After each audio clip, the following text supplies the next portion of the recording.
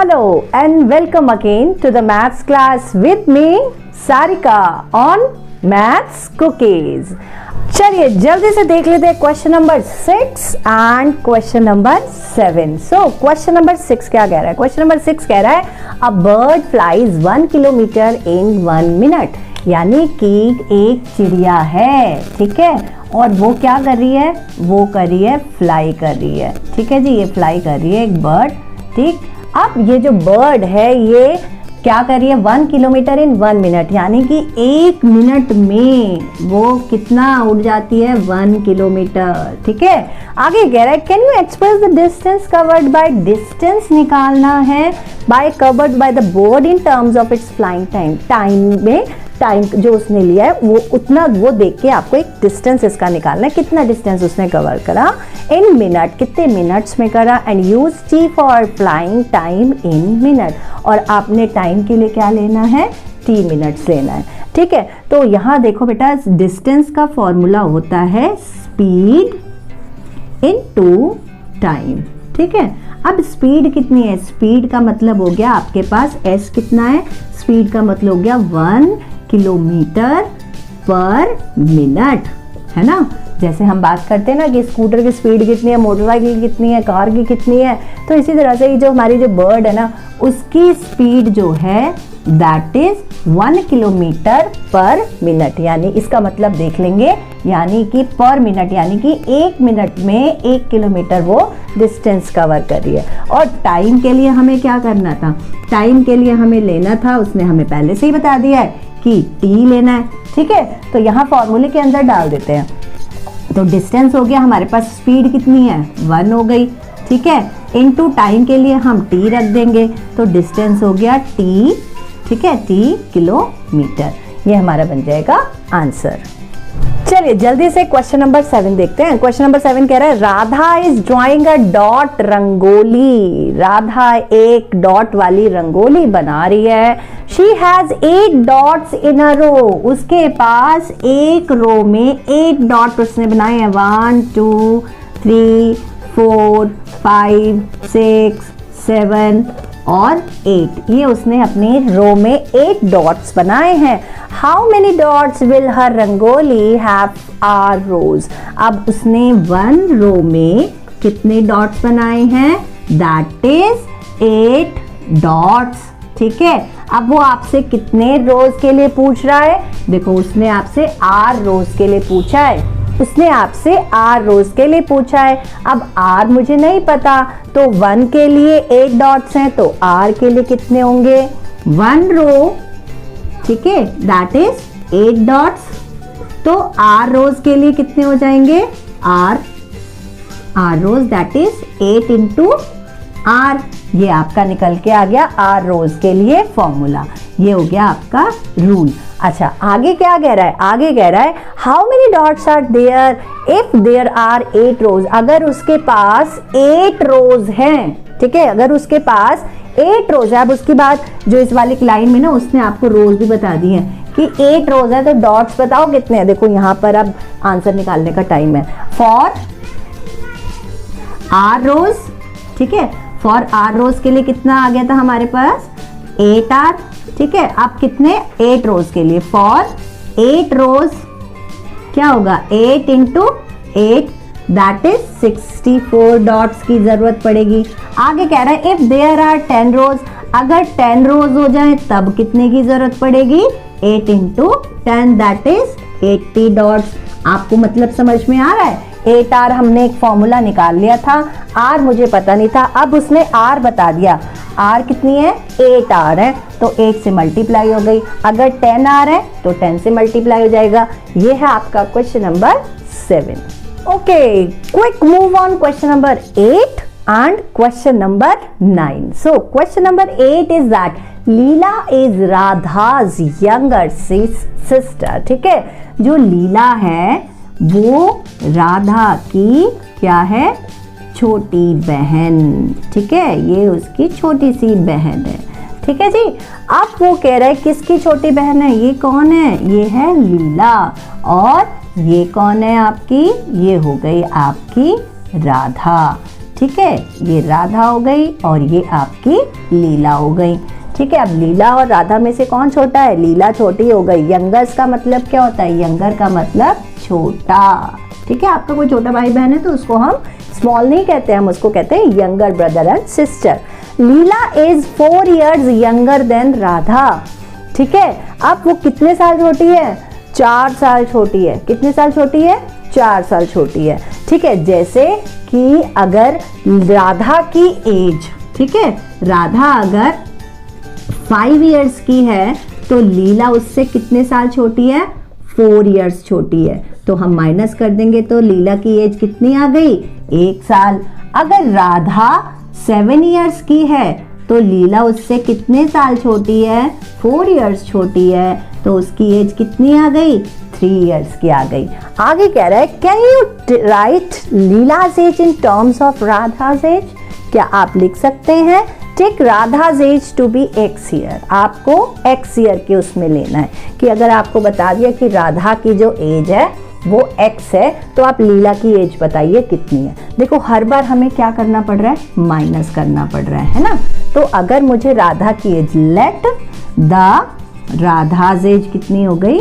Late the Radha's age x year। ठीक है, तो x year में से अगर, अब देखो राधा की एज 5 थी, यहाँ पर 7 थी, तो अगर हम इसी तरह से x ले लें तो मुझे हर बार कितना माइनस करना पड़ रहा है? 4 माइनस करना पड़ रहा है। तो ये जो एक्सप्रेशन आया है ये हमारा आंसर आएगा। सो लीलाज एज कितनी बन गई? लीलाज की एज ये बन जाएगी x माइनस 4 years। ठीक है, इसको हमने एग्जाम्पल के थ्रू बताया। ये आपकी यंगर के लिए हो गई। अगर एल्डर पूछता ना तो एल्डर का मतलब क्या होता है? बड़ा, तो हम उसमें क्या करते? प्लस कर देते।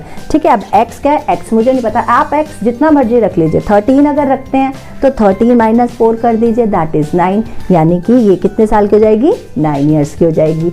ठीक है, इसी तरह से चलते हैं क्वेश्चन नंबर 9 की तरफ। देखो क्वेश्चन नंबर 9 में कह रहा है mothers has made laddoos. Laddoo, it's very tempting. Okay, laddoo हैं ये, चलो लड्डू बना लेते हैं। Oh my god, it's very delicious. चलो आपकी मम्मी, सबकी मम्मी बड़े यम्मी यम्मी लड्डूज बनाती हैं, तो ये हमने भी लड्डू बना दिए। चलिए जी, अब ये लड्डू बन गया।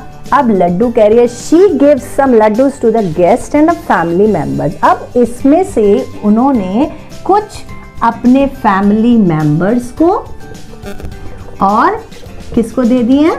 प्लस गेस्ट को दे दिए हैं। ठीक है, स्टिल 5 लड्डू रिमेन्स। अब इसमें सारे देने के बाद कितने लड्डू बच गए हैं? 5 लड्डू उनके पास रह जाते हैं। ठीक है, if the number of laddoos mother give away is L। अगर जो वो दे रही है वो गिव अवे जो कर रही है, लड्डूज गिव अवे जो कर रही है, दैट इज उन्होंने उसको L मान लिया है। तो how many laddoos did she make? उन्होंने कितने लड्डू बनाए? देखो L लड्डूज में से हर बार वो क्या कर रही हैं? L लड्डू में से 5 देने के बाद, L क्या है? दिए हुए लड्डू हैं, ये टोटल नंबर ऑफ लड्डू हैं, हमें नहीं पता कितने लड्डू हैं। तो उसमें L लड्डू मम्मी ने दे दिए और देने के बाद भी मेरे पास कितने रह जाते हैं?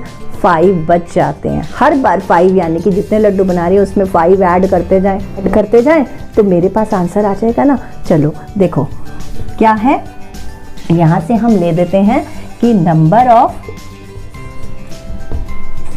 Laddoos given away that is L। ठीक है, अब कितने हैं?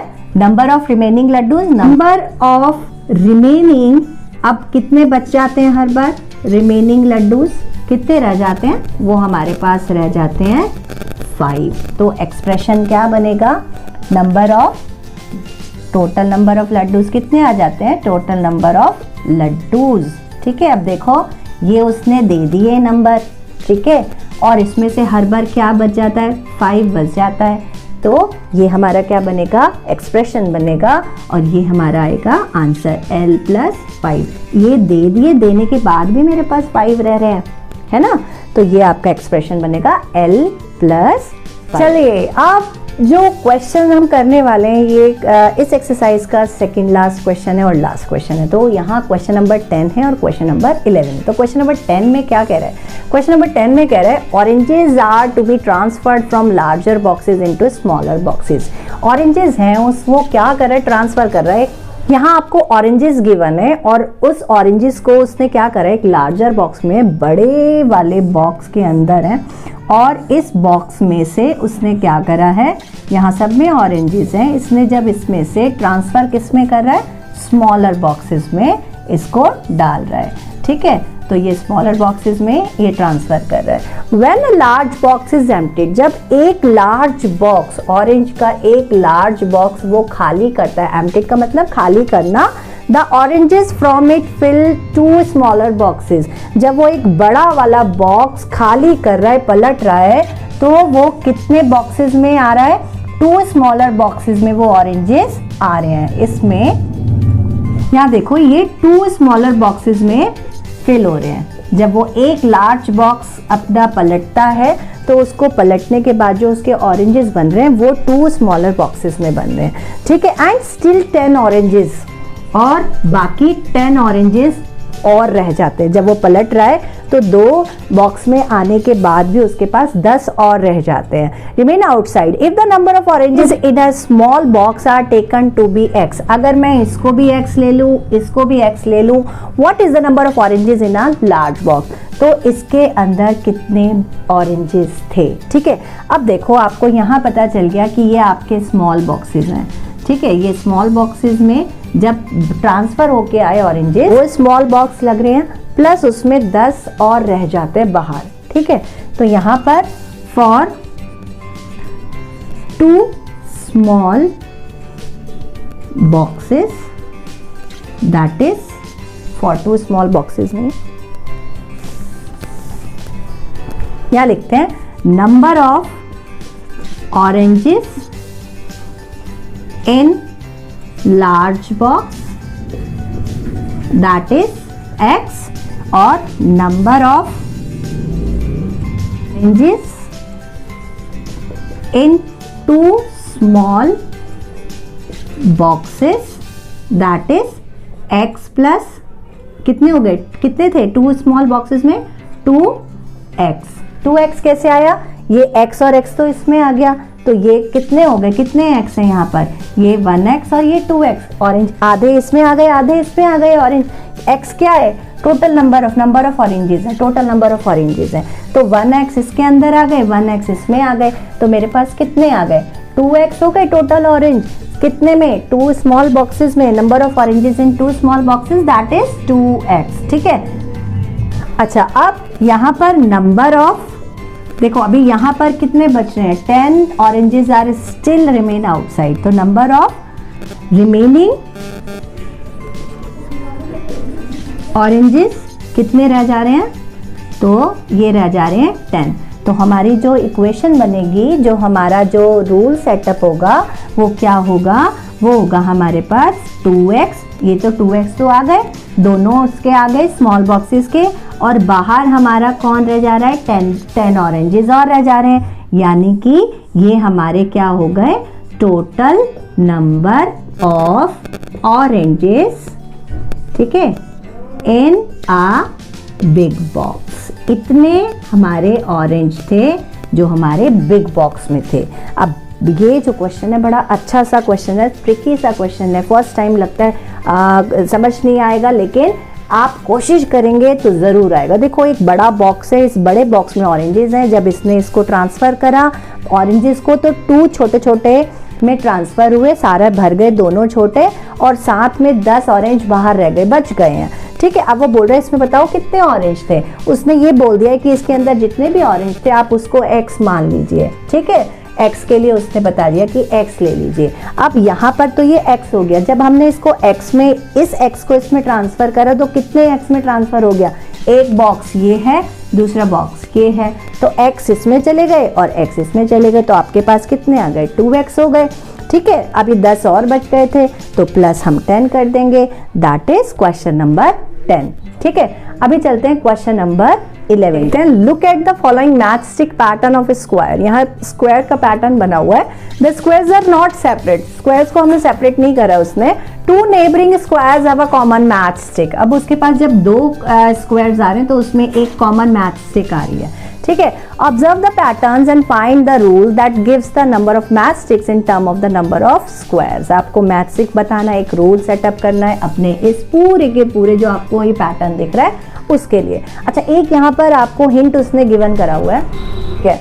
तो यहाँ अगर देखो कि अगर मैं यहाँ से एक ये वाली लाइन वर्टिकल लाइन यहाँ से सारे उसमें हटा देती हूँ तो आप मुझे बताइए कि अब आपके पास यहाँ पर क्या बन रहा है, ये क्या बन रहा है, सी बन रहा है आपके पास, ठीक है। ये क्या बन रहा है आपके पास, सी बन रहा है। अगर हम यहाँ से ये हटा देते हैं तो ये आपके पास बन जाएगा सी, ठीक है। अब आप देखिए कि आपको कितनी, एक सी के लिए कितनी ज़रूरत है, आपको एक सी बनाने के लिए कितनी मैच स्टिक की ज़रूरत पड़ रही है, 1 2 एंड 3, ठीक है। तो यहाँ लिख लेते हैं कि for 1 see we required 3 match sticks, ठीक है जी। तो अभी देखो कि आपको कितने सी चाहिए आपको। अब यहाँ तो उसने कितने सी लग रहे हैं, ये 1 था, यहाँ कितने ज्वाइन हो रहे हैं 2, यहाँ कितने ज्वाइन हो रहे हैं 3, यहाँ कितने ज्वाइन हो रहे हैं, ये ज्वाइन हो रहा है आपके पास यहाँ 4 ज्वाइन हो रहे हैं, ठीक है। 1 2 3 1 2 3 4। तो यहाँ आपके जो सी है वो आपके बढ़ते जा रहे हैं और उसके आगे भी वो पूछ रहा है कि इसका कोई और अगर और पैटर्न बन रहा है तो उसका एक फॉर्मूला बता दीजिए। अब आपके पास कितने सी हैं आपको नहीं पता, उसके लिए आप क्या लो, एक्स वाई जेड कुछ भी रख लो। फॉर मैंने रख लिया फॉर एक्स सी, ठीक है। तो ये क्या बन जाएगा 3x। अब आपने देखा बेसिकली मेरे पास था क्या, मेरे पास तो एक स्क्वायर था जिसमें से मैंने एक उठाया था। अब इस C में से जब ये C का मैंने ये निकाल लिया 3x, इसके बाद मेरी एक मैच स्टिक सब में से हमने गायब कर दी थी ना, यहाँ से भी हटा दी थी ये वाली, यहाँ से भी। तो अभी हम क्या करेंगे, हर बार मेरी मैच स्टिक एक कॉमन, देखो इसमें एक स्टिक रह गई, ठीक है, इसमें से ये कॉमन हो गई, ये एक रह गई, इसमें से ये कॉमन हो गई तो ये यहाँ पर भी रह गई, एक कॉमन इसके लिए आ गई, एक कॉमन इसके लिए आ गई। तो अभी हमारे पास क्या बचता है रिमेनिंग में, यहाँ पे मेरे पास हमेशा क्या, हमने एक एक मैच स्टिक हटा दी थी। तो अभी हमारे पास जो रिक्वायर्ड जो हमारे पास आएगी, रिक्वायर्ड रूल जो आएगा दैट इज क्या आएगा 3x + 1, ठीक है।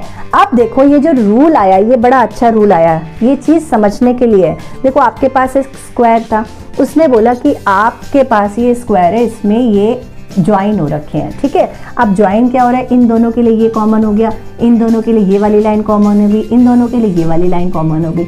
आगे ऐसे उसने पैटर्न बना दिया। वो कह रहे हैं इस पैटर्न के लिए एक रूल निकाल दो कि ये एक, अगर मैं इसमें 1 पुट करूँ तो ये मेरे पास 4 आने चाहिए, ये 2 के लिए आपके पास 1 2 3 4 5 6 7 आने चाहिए, ऐसे इसके लिए आपके पास आने चाहिए, ठीक है। तो आगे देखो मैंने क्या करा, इसका एक ट्रिक है कि यहाँ से मैंने यहाँ से एक लाइन, यहाँ से जो कॉमन लाइन थी इसको मैंने यहाँ से रब कर दिया, ठीक है। अभी देखो अब यहाँ पे आपके पास C बन गया, यहाँ कितने C ज्वाइन हो रहे हैं 2, यहाँ 3, यहाँ 4, ठीक है। तो यहाँ देखो 1C के लिए कितनी मैच स्टिक की जरूरत हो रही है 3, तो x मैच स्टिक HC के लिए कितनी हो जाएगी 3x हो जाएगी। और अब देखो जब मैंने हर बार एक इसमें कॉमन आ रहा था ना, तो एक लाइन इसमें भी बच रही थी, एक लाइन इसमें भी, इसमें भी, है ना। तो अभी एक लाइन जो हमारे पास रह जा रही थी उसके लिए मैंने +1 यूज कर लिया। अब आप इसमें पुट कर देखिए, अगर सपोज आपको ये हमारा बनेगा, आंसर बनेगा 3x + 1। अगर आपके पास x कौन है, नंबर ऑफ स्क्वायर्स, अगर आप देखो यहाँ पर 4 रख के देखें, अगर आपके पास x एक स्क्वायर की बात करो तो आपका फॉर्मूला बनेगा 3x + 1, दैट इज 3 × 1 + 1 यानी कि 3 + 1, यानी कि कितनी मैच स्टिक की जरूरत है 4 आ गई। अभी यहाँ देखते हैं, अगर आप x की वैल्यू 2 रख दें तो 3 2 6 होते हैं +1 दैट इज 7, यानी कि आपको कितनी मैच स्टिक की जरूरत पड़ेगी 7। और आप यहाँ से देख सकते हो आपको 7 की जरूरत पड़ रही है, ये हो गई 1, फिर ये हो गई 2 3 4 5 6 7, ठीक है। इसी तरह से ये जो फॉर्मूला है ये आपके सारे आंसर निकाल। चलिए जल्दी से इसका बी पार्ट देख लेते हैं। Figures below given a matchstick pattern of triangle, triangle दे दिया इस बार, पहले जैसे हमें स्क्वायर गिवन था इस बार हमें ट्राइंगल है, एज इन एक्सरसाइज 11A। अब find the general rule that gives the number of matchsticks in terms of number of triangles. Triangles में कितनी रिक्वायरमेंट हो रही है मैचस्टिक की, उसके लिए एक रूल सेटअप करना है, ठीक है।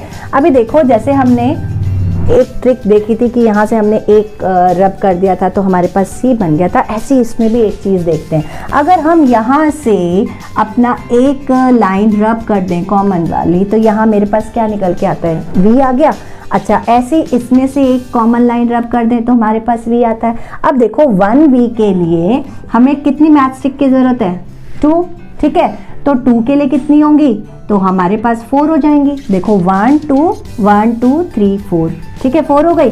अब इसी तरह से अगर हमें 6 आपको 3 अगर 3V चाहिए तब कितनी होंगी, देखो ये हो गई 1 2 3 4 5 6, तो 3V के लिए कितनी हो जाएंगी, 6 मैचस्टिक की जरूरत हो जाएगी, ठीक है। अब ऐसे ही आगे ये पैटर्न ऐसे ही होगा, अगर मैं एक एक इसमें से हटाते जाऊं तो मेरे पास क्या एक पैटर्न फॉलो हो रहा है ना, कि मेरे पास 2 का टेबल आ रहा है, 2 4 6 8 10, ठीक है। इसी तरह से अब अगर मेरे पास 1V है और अगर मैं आपको बोल दूं कि मेरे पास अननोन V है, मुझे नहीं पता कितने V हैं, तो हम अननोन के लिए हम क्या रख सकते हैं, देखो यहाँ पे उसने x रखा, x मान लिया, आप A B C D कुछ भी मान सकते हैं। तो मेरे पास यहाँ पे एक जनरल रूल जो आएगा, जनरल रूल आएगा मेरे पास कि 1V के लिए 2 चाहिए, तो अगर मेरे पास अननोन कोई है तो XV के लिए मेरे पास कितना हो जाएगा, 1 के लिए कितनी चाहिए, पहले 1 के लिए देख लेते हैं ना, तो 2 है मेरे पास, तो यहाँ पर x के लिए कितनी हो जाएंगी,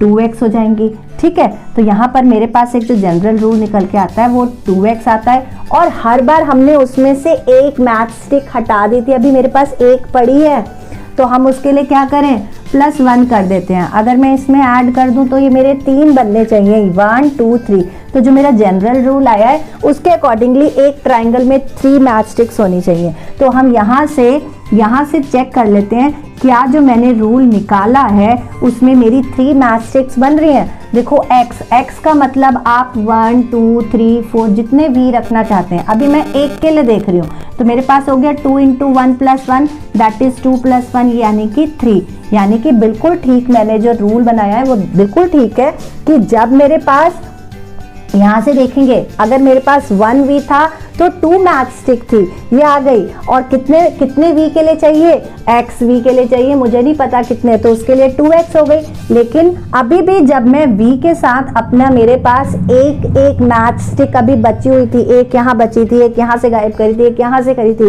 तो अभी मेरे पास एक मैचस्टिक बची है, तो उसके लिए हम क्या करेंगे, +1, जैसे हमारा लड्डू वाला क्वेश्चन था, जैसे हमारा ये वाला क्वेश्चन है, ऑरेंजेस वाले क्वेश्चन है, सेम टू सेम सारे क्वेश्चन एक जैसे हैं, तो ये हमारा जनरल रूल निकल के आ जाता है। ये ट्राइंगल के लिए है, ये आपका स्क्वायर के लिए है, और ऐसे बहुत सारे क्वेश्चन जब आप अपने आप करेंगे, अंडरस्टैंड करेंगे तो आपको अच्छा लगेगा।